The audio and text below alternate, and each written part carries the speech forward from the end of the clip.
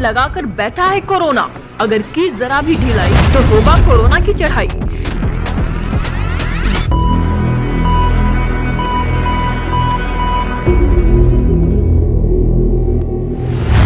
क्या है कोरोना की वैक्सीन की सच्चाई?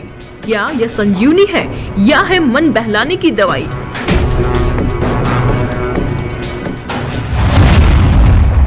लोगों के मन में वैक्सीन को लेकर विश्वसनीयता डगमगा रही है। क्या वैक्सीन लगाने के बाद आपको कोरोना कभी नहीं होगा?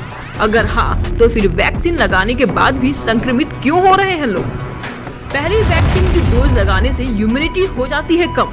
ये मात्र एक अफवाह है या फिर है कोई बड़ा सच? आखिर क्यों है इसकी विश्वसनीयता पर शक? क्या है कोरोना वायरस की दूसरी लहर? क्या ये पहली लहर से ज्यादा खतरनाक है? अगर हाँ, तो कैसे? आइए जानते हैं विजय पालीवाल से। पहले से अधिक आक्रामक है अभी का वायरस। एक स्मार्ट वायरस हो गया ये, बहुत ज़्यादा। जब आप सोचिए कि अगर आपके डिफेंस सिस्टम से जो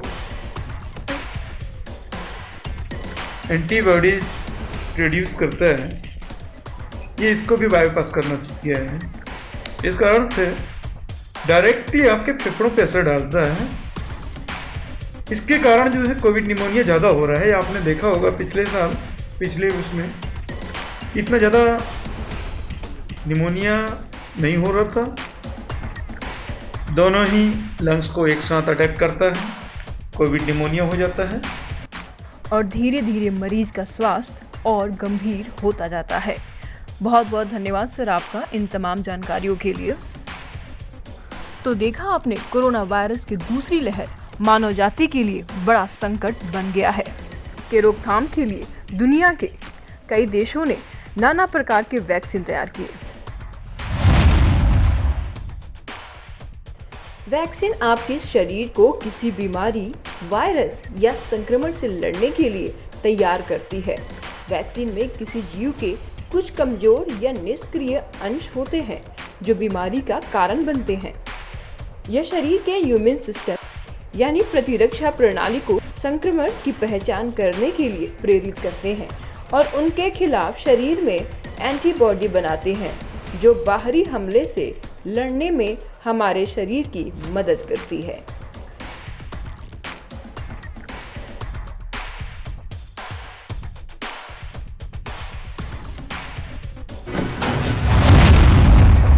लोगों के मन में वैक्सीन को लेकर विश्वसनीयता डगमगा रही है। पूरा गांव भर बोला तभी समझ में ही भाई।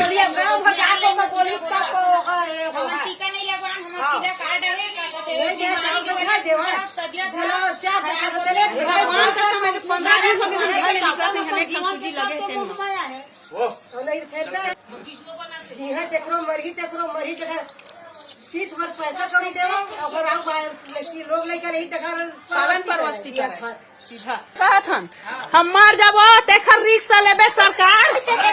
हाँ और 10 टन लेबे, साइन लेबे। हमर 2 ठन लोग लड़का है, सबके 2-2 3-3 ठन है। तेखर तक जिंदगी भर के पालन बर बिहार पोषण पालन सबके तैयारी चले तो हम सूजी लगवाबो, नहीं तो नहीं लगवान। जा जन करना है कर लेबे, खूब करबे तो ना अपन कारण लग काट लेबे। हमर कटोरल तय नहीं भीख मांग के खाबो, तेला नहीं लूट ले। तो देखा आपने, अभी भी ग्रामीणों के मन में वैक्सीन के प्रभाव और दुष्प्रभाव को लेकर काफी संदेह है। क्या वाकई वैक्सीन लगाने के बाद स्वास्थ्य बिगड़ने लगती है? क्या वाकई इसके दुष्प्रभाव है? आइए जानते हैं।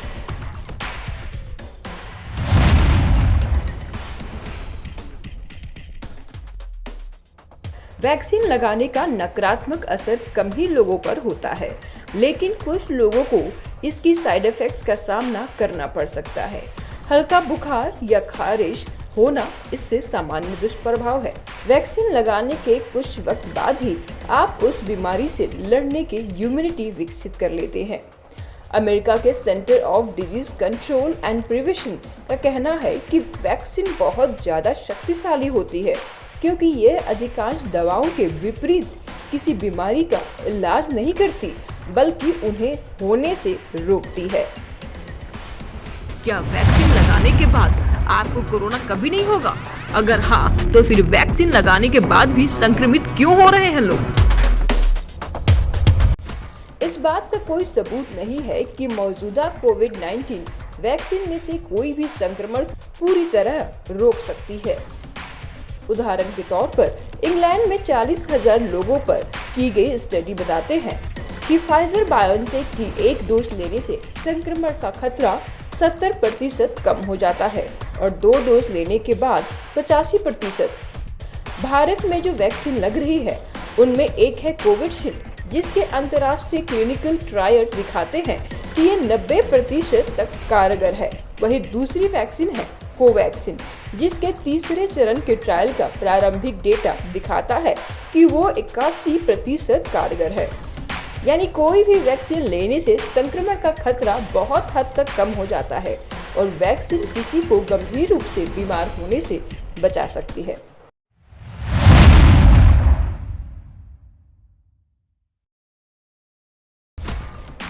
इस बात के वैज्ञानिक सबूत है कि टीकाकरण गंभीर संक्रमणों से सबसे अच्छा बचाव है। कोविड-19 वैक्सीन लोगों को बहुत बीमार होने से बचा सकता है। हालांकि ये स्पष्ट नहीं है कि वैक्सीन लोगों को कोविड-19 फैलाने से रोकने के मामले में कितना सुरक्षा देती है। अगर वैक्सीन ये अच्छे से कर पाती है तो पर्याप्त लोगों को वैक्सीन लगाकर बीमारी को रोका जा सकता है। उम्मीद करते हैं कि आपको ये जानकारी बहुत पसंद आई होगी। इसी प्रकार के तमाम जानकारियों के लिए बने रहिए विजन रिव्यू के साथ। चैनल को सब्सक्राइब करें, वीडियो को लाइक करें, ज़्यादा से ज़्यादा इसे शेयर करें। तब तक के लिए दीजिए हमें इजाज़त। नमस्कार।